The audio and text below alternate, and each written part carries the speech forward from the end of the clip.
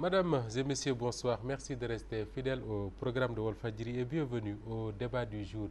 Le débat du jour qui s'intéresse aujourd'hui à la gestion de l'État du Sénégal avec ce qui est convenu d'appeler les incidents au Palais de la République du Sénégal. Pour certains, ces incidents sont la preuve d'un manque au plus haut sommet de l'État du Sénégal, alors que pour d'autres, ce qui s'est passé au palais, notamment entre le député Farba Ngom et Aboulo, n'est qu'un incident qui peut arriver dans n'importe quelle organisation politique. C'est en tout cas autour de ces questions que nous allons échanger avec mes invités. Il s'agit d'abord de Babacar Mar. Babacar Mar est un responsable politique puisqu'il est membre du parti Rewmi d'Idrissa Seck. Babacar Mar, bonsoir. Bonsoir Moustapha et permettez-moi de saluer vos téléspectateurs et téléspectatrices qui nous regardent en ce moment et de saluer aussi le peuple Diahawa, mes militants, n'est-ce pas? Et je les félicite pour le score formidable qu'ils ont eu à donner donc pendant les élections municipales. Et je salue aussi en même temps mon co-débatteur Ahmad. Justement, votre co-débatteur est Ahmad Diouf. Ahmad Diouf est membre de l'APR, le parti du président Macky Sall. Il est également le responsable du mouvement des jeunes boucliers de la République. Ahmad Diouf, bonsoir. Grand merci à vous, Moustapha. Je vous salue. Donc, je salue également mon ami et frère Babacar. Et je salue en même temps toutes les populations de Fatick et les militants responsables des jeunes boucliers de la République. Alors, Babacar, une première question. Quel commentaire vous inspire ces incidents entre responsables apéristes au Palais de la République? Je pense qu'il n'y a aucun incident d'aucune sorte. On peut l'appeler autre chose sauf incident, parce que incident, de mon point de vue, c'est un mot très lourd. Et je pense que ce qui s'est passé au Palais... Il y avait quoi, une dispute? Bon, il y avait une dispute entre militants donc, qui a été réglée définitivement par le président. Et je tiens à préciser que l'autorité du président reste entière. Qu'est-ce qui s'est passé au Palais, Moustapha? Le président, dans une, dans une situation de convivialité, a invité ses camarades les plus proches et ses collaborateurs immédiats. Qu'est-ce qui s'est passé? On discutait sur les questions relatives à l'État et des questions relatives au parti. Voilà ce qui s'est passé. Et de ces discussions, donc, on a constaté qu'il y a eu des dégâts. Et lesquels dégâts ont été réglés définitivement par le président qui a montré toute son autorité à travers ce débat-là. Quels ont été les problèmes qui ont été soulevés là-bas? Il y a le contentieux qui liait notre camarade Mbagnick Ndiaye, le ministre de la Culture et de la Communication, et son frère Woura Ndiaye. Ce contentieux a été vidé en pleine séance devant le président. Le contentieux qui liait notre camarade, le questeur de l'Assemblée, Daouda Dia, et Amadou Dieng, a été réglé séance tenante. Maintenant, ce que les autres appellent incident, c'est ce qui s'est passé entre le camarade Farba, qui est un député émérite, donc un membre du directoire de l'APR, et notre camarade Aboulo, qui est également responsable dans la même zone. Donc je pense que ce qui s'est passé n'a rien d'extraordinaire. À vous entendre parler, on a l'impression que pour vous, c'est des faits, disons, banals, qui ont peut-être été exagérés par la presse. Si vous creusez, vous allez trouver quelque chose. Mais les faits, il faut les régler de façon superficielle. Je pense que c'est un parti politique, donc il ne peut pas y manquer de dysfonctionnement dans la façon de faire, parce que cela montre nettement que l'APR est un grand... Babacar Mar, êtes-vous de ceux qui pensent qu'il y a dans cette affaire-là un effet d'amplification de la part de la presse, ou bien vous dites que non, il s'agit effectivement d'incidents? Moustapha, moi je crois que ce que vient de dire Ahmad est extrêmement grave. Même si seul le bon Dieu les voyait, seul, dans ce grand salon de l'institution suprême, le palais, même si le seul bon Dieu les voyait et qu'il faisait ça, c'est une catastrophe. Au-delà du fait que donc les journalistes ont relayé. Alors, ce que je voudrais dire, c'est quoi? Au-delà d'un incident, vous dites que ce n'est même pas un incident, mais c'est une bourde. C'est extrêmement grave ce qui s'est passé au palais. Vous savez, l'homme d'État, c'est pas n'importe qui, Ahmad. Un homme d'État, c'est quelqu'un qui s'inscrit dans l'action et dans la responsabilité. Dans l'action, le comportement de l'homme d'État qui rejoint la responsabilité. Tous ces faits de tous les jours doivent être, n'est-ce pas, remués 1000 fois, soit si c'est des paroles dans la langue avant de sortir, si c'est même l'habillement avant de sortir, même si c'est le comportement aussi, il faut que ça aille ensemble. Et je voudrais tout simplement dire que ce qui s'est passé au palais est inimaginable dans le fait où M. Macky Sall lui-même a dit que dans l'article 80, il voudrait que les Sénégalais apprennent à parler, apprennent à se comporter, que les gens cessent d'insulter l'institution. Mais ce jour-là, M. Farba Ngom s'est illustré parfaitement, n'est-ce pas, à quelqu'un qui devrait aller répondre à l'article 80, l'article de Macky Sall. Parce que ce jour-là, il a eu à insulter. devant le président. Des incidents, des faits, des disputes qui peuvent avoir lieu dans n'importe quelle rencontre politique surtout. Moi je vous dis, si tel est le cas, ils n'ont qu'à aller organiser leur rencontre ailleurs. Et ça, c'est tout à fait normal. Ils seraient dans une logique de parti et peuvent se dire n'importe quoi. Dans un parti, une réunion de parti, n'importe quoi peut se passer là-bas. Mais l'État, le palais, c'est une institution suprême. Et je voudrais dire, je voudrais dire, nous, hommes politiques, hommes d'État, nous enseignons à la future génération le comportement qu'il doit arborer, le comportement qu'ils doivent avoir. Et il y a James Freeman Clark qui disait cela, que le politicien, et nous ne sommes pas des politiciens, moi je ne suis pas un politicien, il inscrit son action dans son élection future. Tout ce qu'il fait, c'est essayer de tromper le peuple, etc. Mais l'homme d'État inscrit son action dans la future génération. Et quand quelqu'un qui doit inscrire son action dans la future génération, on doit penser à avoir un comportement que cette future génération lie avec fierté. Et je crois que ce qui s'est passé au palais, ça frise la non-fierté. Et je vous dis, mon cher ami, ce qui se passe actuellement, je vous assure, vous devriez faire un DEP national. Parce qu'un DEP dans votre parti. Parce qu'en réalité, moi en tout cas, le jour où Idrissa, Inch'Allah, et en 2017, on le souhaite, sera au palais, je ne m'amuserai pas à même me disputer au palais. Si j'ai des choses à lui dire, je le lui dirai en privé. Parce que l'institution là est partagée par 12 millions de Sénégalais. Ce n'est pas une institution banale comme ça là, c'est une institution super. Ahmad Diouf, que répondez-vous à ceux-là qui disent que si on en est arrivé là, c'est parce que vous que l'APR, votre parti, est un parti jeune, mais est-ce que répondez-vous finalement à ceux-là qui disent que si on en est arrivé là, c'est parce que le président n'a pas pris le temps de choisir les hommes qu'il faut pour les mettre aux places qu'il faut? Je ne suis pas dans le secret du président au point de savoir si le président a choisi les hommes qu'il faut, la place qu'il faut par rapport à son casting. Donc le casting revient au chef, et je pense qu'il a bien fait de mon point de vue. Autre chose, ce qu'il faut relater, et c'est plus important, c'est le fait que ce qui s'est passé au palais est sorti dans la rue. Oui. Là, il faut le rappeler, parce que quand il y a un fait, il faut remonter le temps. Autant, beaucoup de choses se passaient au palais, de la façon la plus extraordinaire qui soit. Maintenant, nous sommes en 2014, la presse est là, inondée, la presse inonde le pays. Il y a la presse parlée, il y a les journaux, il y a les télévisions, il y a les radios. Donc c'est ça qui montre que ce qui s'est passé après se trouve dans la rue. Maintenant, retenez d'emblée avec moi qu'il n'y a rien d'extraordinaire de ce qui s'est passé au palais. Parce qu'à l'époque, Moustapha Niasse, qui est 10 000 fois plus important sur le plan carrière politique que Farba Ngom, le député. Parce que la carrière de Moustapha Niasse ne peut pas être comparable à la carrière de Farba Ngom. Moustapha Niasse et Djiboka ont eu un contentieux que tout le monde connaît. À l'Assemblée, quelqu'un a donné à l'autre un uppercut devant tout le monde. Et je prends à témoin le responsable numéro 1 de cette boîte, qui s'appelle Sylvain Niasse, qui est un témoin de l'histoire, qui connaît ce qui s'est passé. Autre chose, Ousmane Ngom, qui était député à l'Assemblée du PDS à l'époque, on l'a vu en direct à la télévision prendre une chaise et elle a frappé quelqu'un. On a vu d'autres événements du genre. Donc ça ne veut pas dire que on doit répéter cela. Moi je dis que le débat politique, si cela se répète, est-ce que ce n'est pas parce que si cela se répète, est-ce que ce n'est pas parce qu'à la paire au sein même de votre parti, il y a des gens qui ont aujourd'hui le sentiment d'être des intouchables? Moi je dis qu'il n'y a aucun intouchable dans le parti. Un Farba Ngom, ne saurait être un intouchable. Donc le président est assez outillé au point de savoir ce qu'il doit faire en temps réel. Maintenant, retenez avec moi, Moustapha, que véritablement, le débat politique a été transféré au palais, c'est vrai. Mais le palais présidentiel aussi n'est pas un espace politique, même si on fait les débats politiques dedans. Donc je pense que ceux-là qui sont dans l'entourage immédiat du président Macky Sall doivent avoir raison garder par rapport à tout ça. Parce que les missions pour lesquelles ils ont été choisis au côté du président, ils doivent pouvoir les respecter devant les peuples sénégalais.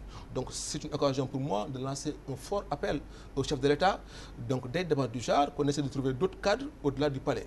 Mais les gens de Idriss Seck, ils ne peuvent pas nous donner des leçons de vie, surtout en ce qui concerne le palais. Pourquoi? Parce que l'histoire, elle est récente. On a vu un Idriss Seck avec des enseignements cédés, avec ses audiences avec le chef de l'État.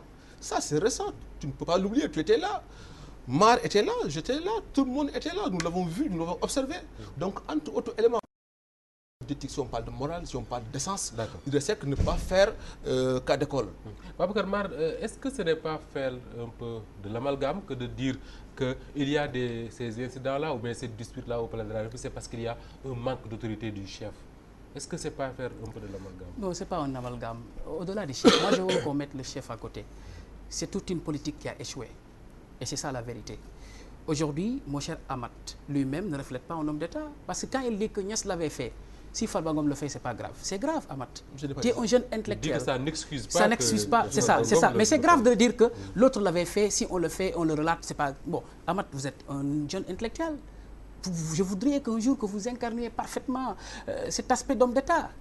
La responsabilité. On est responsable devant 12 millions de Sénégalais. Et j'en passe.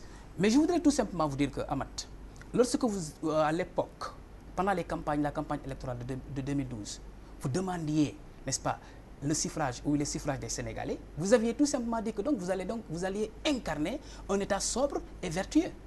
Aujourd'hui, est-ce que la virtuosité qui tend vers la morale, n'est-ce pas, peut accompagner ce comportement récemment au palais? Non. À mon avis, non. Et les Sénégalais et les Sénégalaises qui nous regardent diront tout simplement non. Quand les gens se battent au palais, ce n'est ni sobre ni vertueux. Et je voudrais aussi profiter de l'occasion pour dire, aucun de vous ne peut me donner un CD où Idrissa a enregistré quelqu'un. Ça fait partie, n'est-ce pas, de la politique de complot que vous avez mis, n'est-ce pas, sur place depuis 2004. Non, ça c'est ses propres CD. Il se défendait. Et Idrissa, à l'époque, parlait de dévolution monarchique. Et aujourd'hui, nous sommes heureux de voir que donc, en 2012, toute l'opposition avait battu campagne, n'est-ce pas, dans cette philosophie de dévolution monarchique. C'est un visionnaire. Idrissa n'a jamais enregistré quelqu'un. Donc pour vous, Babacar Mar, il faut un chef comme Idrissa qui décide de tout dans son parti sans que personne ne bronche, plutôt qu'un chef comme Macky Sall qui, comme il le dit, écoute et change. Non mais écoutez, Idrissa ne décide pas de tout dans ce parti-là. Tout ce qui se décide dans ce parti-là, nous avons un secrétariat national, nous avons, n'est-ce pas, la direction du parti, nous avons les jeunes, nous avons tout. Les gens discutent et ensemble, ils prennent des décisions. Idrissa nous a appris à être démocrate. Et la preuve, lorsque le ministre Omar Gaye et Pape Diouf voulaient quitter le parti, mais il leur a donné libre cours de le faire. Et ils l'ont fait. Et aujourd'hui, personne ne les a critiqués. Et c'est comme ça la démocratie. On ne peut pas le retenir parce que nous sommes démocrates. Oui. Au-delà de ça, il ne faut pas tourner le débat vers ça. Ce que nous pouvons dire tout simplement, c'est ça. Au lieu de se battre au palais, les problèmes des Sénégalais sont là, nombreux, irrésolus, n'est-ce pas? Il faut aller dans le sens de résoudre ces problèmes-là, mon cher Amat. Ça veut dire quoi? Les Sénégalais ont faim. Aujourd'hui, à l'approche de la Tabaski, personne ne vous assure qu'il y aura un bon mouton. Et ça, c'est la catastrophe. Aujourd'hui, les jeunes sont dans la rue, ils ne peuvent pas trouver du boulot. Ça, c'est la catastrophe. Lorsque Macky Sall propose un emploi par an, aujourd'hui, nous sommes à 2 ans et demi presque, il n'a même pas, n'est-ce pas, donné aux jeunes 11 000 emplois. Moi, je dis que c'est la catastrophe, monsieur Diouf. Il y a cette dispute-là, pour utiliser le même terme que vous, pour ne pas parler d'incident au palais. Dans la même semaine, on nous fait savoir que Dr Cheikh Kanté, un des responsables de votre parti, a été caillassé à Thiès. Est-ce que, en regardant tout cela, on n'est pas en droit de se dire que Macky Sall est en train de perdre le contrôle de ses troupes? Ça, c'est autre chose. Ce qui s'est passé à Thiès, c'est autre chose. C'est l'affaire des responsables de Thiès. Et je pense que ça, c'est lié à la chose. C'est inhérent à la chose politique. Alors, pour rebondir un peu sur ce qu'il a dit... Avec la politique, tout s'explique. Alors, je peux rebondir un peu sur ce qu'il a dit. Oui. Parce que nous ne sommes pas dans le registre de comparer le président Macky Sall et Idrissa Seck.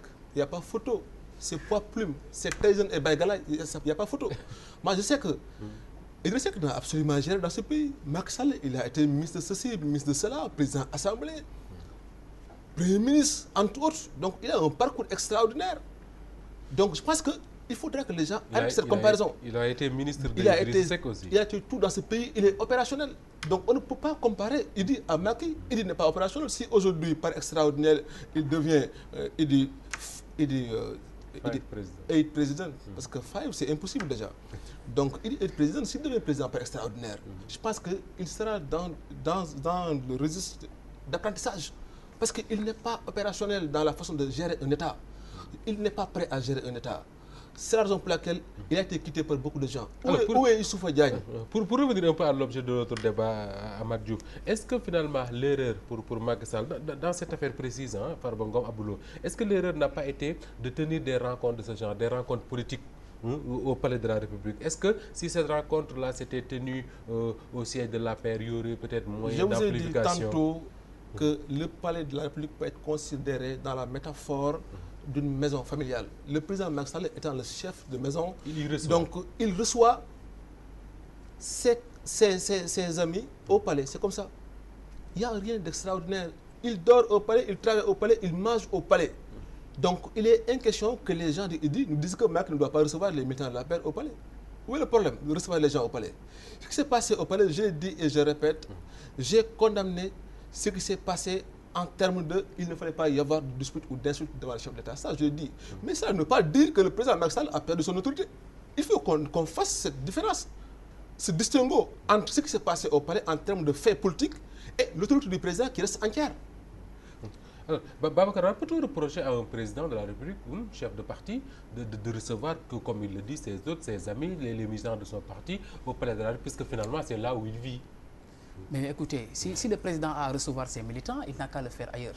Moi, je crois que l'institution est partagée. Mais il travaille au palais, il vit au palais. Bon, l'institution est partagée de tous. Ce n'est pas le problème. Le débat n'est pas là-bas. Il n'y a pas de problème. Il l'a déjà fait. Je vais recadrer mon ami Amat quand il disait tout de suite que Idrissa et Macky, ça ne fait même pas photo. C'est vrai, vous avez raison, ça ne fait même pas photo. Parce que je vous rappelle quelque chose. Moi, je dis des faits qui sont là et qui existent et qui sont là ineffaçables. En 2004, lorsque Idrissa était Premier ministre, mais il a fait la meilleure performance jusqu'à là. 6,7% de croissance. Ça, c'est la vérité. Vous pouvez vérifier et revenir à moi, et revenir à Amat, et revenir à tous les Sénégalais. Et j'appelle aux Sénégalais, Idrissa, lorsqu'il était Premier ministre, c'est lui qui a fait la meilleure performance jusque-là. Personne jusque-là n'a fait 6,7% de croissance. Et je vous dis tout simplement, Amat, ça m'a un peu déçu de vous, parce que tout à l'heure, vous avez presque insulté. Voilà pourquoi je dis que vous n'êtes pas... Il a dit tout de suite que donc Tyson et trucs comme ça. Non, ça c'est des comparaisons qu'on ne donne pas à des hommes d'État. Idrissa, c'est un homme d'État. Pourquoi? Parce qu'il fut Premier ministre. Macky Sall, je ne vais jamais comparer Macky Sall à Baye Galaye ou des choses comme ça. Parce que moi, j'incarne l'État. Je ne suis même pas dans l'État, mais je l'incarne dans ma vie de tous les jours. Mais je voudrais tout simplement dire... Non, écoutez, moi je voudrais tout simplement dire que, Amat, moi je voudrais tout simplement dire, je connaissais de vous un langage franc, direct, et un langage de vérité. Et la vérité aujourd'hui, c'est quoi? La vérité aujourd'hui, c'est quoi? De dire à Macky Sall et ses proches collaborateurs que, attention, l'État est en train de s'incliner complètement. Et chez vous, c'est la débandade totale et le sauve qui peut. Regardez ce que l'autre a dit tout à l'heure. À Thiès, il y a un problème là-bas. Au palais, il y a un problème. Partout où vous partez maintenant, c'est la débandade totale. Et Farba Ngom ne s'est pas limité à ça. Au-delà du fait que donc il s'est illustré en parfait, n'est-ce pas, à un comportement bizarre au palais, en même temps, il a eu n'est-ce pas, à donner mandat à son premier ministre, à son ministre d'aller lui représenter quelque part. Parce qu'il est un ministre. Mais ça veut dire que donc il ne respecte même pas les formes hiérarchiques de l'État, de l'administration. Ça c'est grave. Ahmad Diouf. Moussa, moi je suis un peu déçu du comportement de mon co-débatteur parce que déjà quand il nous parle de ce qui s'est passé à Thiès, ce qui s'est passé au palais, mais ça traduit nettement que la paix est un grand parti. On nous entend. C'est un grand parti, mais on ne peut pas vous entendre parce que vous êtes un petit parti, un parti local. C'est ça la réalité. C'est pourquoi je dis que la comparaison n'est pas possible ici. On n'a insulté personne, mais votre leader, ce qu'il a dit est extraordinaire dans un pays normal comme le Sénégal, où le droit est là.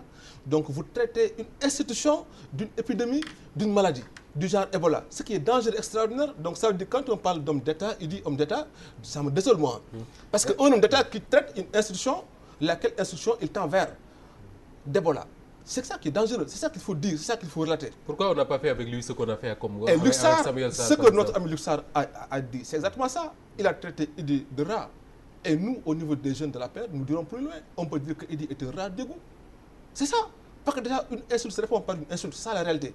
Maintenant, retenez que nous, on a dépassé ces étapes-là. On n'est pas dans l'état de comparaison. Le président Macky Sall a de la vision pour le Sénégal et les Sénégalais. Et il est tenté de le faire sur le plan social et entre autres ruptures. Et vous l'avez vu, Babacar Mar, pour répondre rapidement. Oui, je vais dire à mon ami tout simplement que, voilà, devant tous les Sénégalais et les Sénégalaises, il a encore une fois insulté Idrissa. Comparer quelqu'un avec un rat, c'est extrêmement grave. Oui, mais c'est Luc Sarr, c'est dire, attendez, lui il a répété ça. Attendez, lui il a répété ça. Et je demande à l'autorité, n'est-ce pas, de s'autosaisir. Le procureur nous entend. Le président lui-même qui commande dans son article 80 que l'homme politique que nous sommes, nous devons avoir un bon comportement, l'entend. Moi, je dirais tout simplement, je te rappelle, si tu vas au dictionnaire, regarde la définition du maquis animal. Le maquis animal, c'est un groupe d'animaux qui se déplacent en groupe de 3 et 20, où les femelles dominent les mâles. Va voir cette définition-là. Les femelles dominent les mâles. Tout ceci pour dire quoi? Je ne sais pas. En tout cas, Amath, tu vas voir la définition du Macky animal. Nous, on n'est pas dans ce registre-là. Voilà, c'est ça. Donc Idrissa, lui... Nous sommes en train de redresser un pays qui a été mais mis à je genoux. t'ai écouté. Je pense que nous sommes dans ce registre-là. Il faut avoir, n'est-ce pas, il faut souffrir à m'écouter. Babacar, vous nous parlez de Macky animal pour répondre à ce en tout cas, ce que je dis, c'est simple. C'est que ceci est simple. Je voudrais même dépasser ça. Je lui ai dit, s'il va au dictionnaire, il va vérifier avec son équipe salafiste. Mais je voulais dire tout simplement que Amath, Idrissa, non. Donc, ce qu'il incarne en État, ça dépasse, n'est-ce pas, ce que vous êtes en train de faire. Et je vous dis, la formule pour développer un pays, c'est un carnet rose, un carnet d'adresse, plus une vision. Ok, pour revenir un peu, Babacar, et c'est ça la vérité. Pour revenir un peu à l'objet de notre débat rapidement, Babacar, est-ce que pour éviter justement ce genre d'incident-là, la solution c'est quoi? Détacher la fonction présidentielle de celle de chef de parti, comme l'avait peut-être suggéré dans le cadre des assises nationales? Répétez s'il vous plaît. Est-ce que, pour éviter justement ces incidents au palais de la République, est-ce qu'il faudrait détacher la fonction présidentielle de celle de chef de parti, c'est-à-dire faire en sorte que le président de la République ne soit plus chef de parti? Mais cela est inscrit dans les assises nationales, c'était inscrit dans les... Mais lui, il ne respecte même pas, il avait signé les assises nationales, n'est-ce pas, avec des réserves, c'est ça? Il devait faire ça, il devait appliquer ça depuis belle lurette, mais il ne l'a même pas fait. Et aujourd'hui, nous voyons ce qui se passe au palais. Les gens s'illustrent en spectacle extraordinaire au palais. Et je voudrais tout simplement vous dire, Moustapha, le problème c'est quoi? C'est que ces gens-là ont échoué. Leur politique sociale a échoué, leur politique économique a échoué, leur politique de manière générale a échoué. C'est pourquoi il ne vous reste qu'à vous battre. Et je voudrais tout simplement vous dire ceci. Préparez-vous très bien, parce qu'en réalité, le Sénégalais, n'est-ce pas, lambda, je dis même, le Sénégalais simple, ordinaire, vous a vomi. Et c'est ça la vérité, Amath. Je pense qu'il faut dépassionner un peu le débat, parce que je pense que le Rewmi ne peut pas parler au nom du Sénégal. Donc tout le monde sait que le Rewmi est un parti local qui n'existe qu'à Thiès, parce que la partie là qu'ils avaient à Sangalkam... Il est de Rewmi, il n'est pas de Thiès. Alors je pense que ce qui est important, c'est de préciser que nous ne sommes pas dans ce registre. J'ai dit tantôt que nous sommes en train de redresser un pays qui a été laissé en lambeaux par l'ancien régime. Le pays était à genoux. Personne ne prédisait qu'en si peu de temps, Macky Sall allait faire... Je pense que nous sommes dans ce registre-là.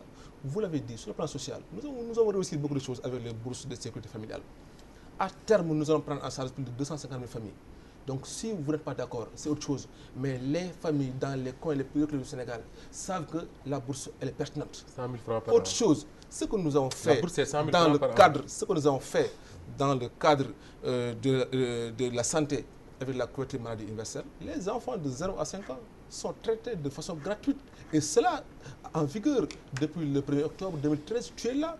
Ton enfant en bénéficie, l'enfant de Idi, entre autres enfants de Rewmi et d'autres partis politiques. Je pense que nous sommes dans ce registre-là. Le côté emploi, vous l'avez dit. On a réglé cette question-là. On est en train de régler cette question-là. C'est un processus, le changement. C'est une dynamique. Donc ça prend du temps. On a fait 2 ans et demi au pouvoir. Je pense qu'il faut nous laisser le temps de régler ce que nous avons engagé aux Sénégalais. Qu'est-ce qui s'est passé? Nous avons recruté 5791 agents au niveau de la fonction publique. Enrôlé 10 000 jeunes au niveau de la fonction publique.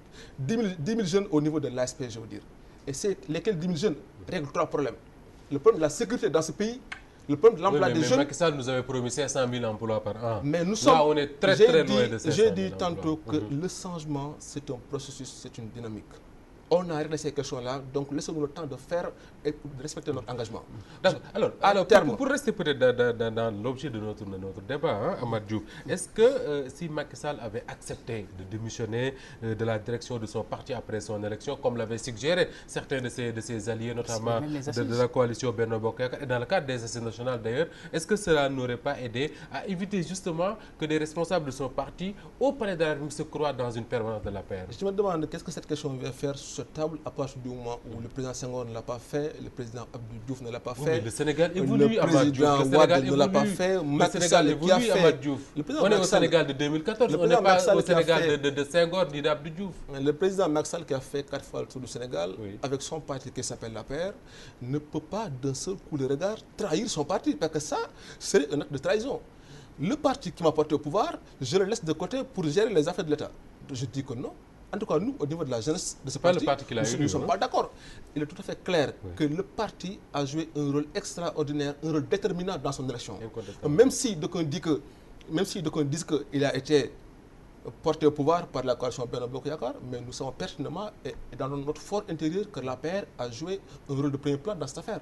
Donc je pense qu'il est inquestion que le président Macky Sall laisse son parti pour autre chose. Babacar Mar. Oui, je voudrais tout simplement rappeler à M. Amath Diouf que, en réalité, vous avez parlé tout de suite de bourse familiale, où au moment où vous avez contourné la bourse de l'étudiant, qui a posé d'énormes problèmes à l'université jusqu'à ce qu'il y ait mort d'homme. Et là, c'est extrêmement grave. Ce qui se passe, c'est une anarque.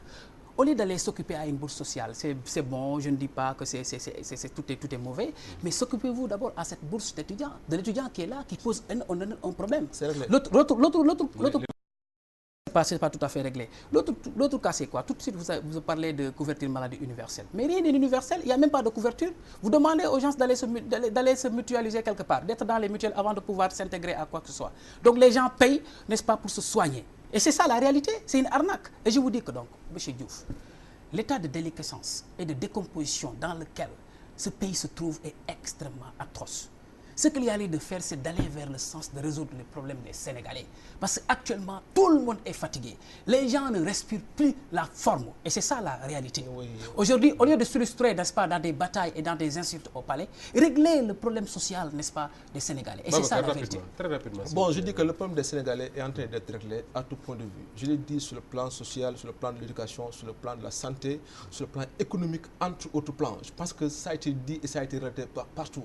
Mais retenez-vous au niveau de Rewmi, parce que vous chantez partout que Macky Sall doit faire 5 ans, doit faire 5 ans. Mais tout ce qu'il est en train de faire dans ce pays de façon extraordinaire, il n'a pas peur des 5 ans. Si les élections étaient demain, le président Macky Sall allait être élu au premier tour. Amath Diouf de l'Alliance pour la République, merci. Babacar Mar du parti Rewmi, merci également. Merci à vous. Ça a été un plaisir de vous recevoir sur ce plateau du débat du jour. Mesdames et messieurs, c'est avec le même plaisir qu'on vous l'a présenté. Merci d'avoir suivi et à demain, Inch'Allah, pour un autre débat.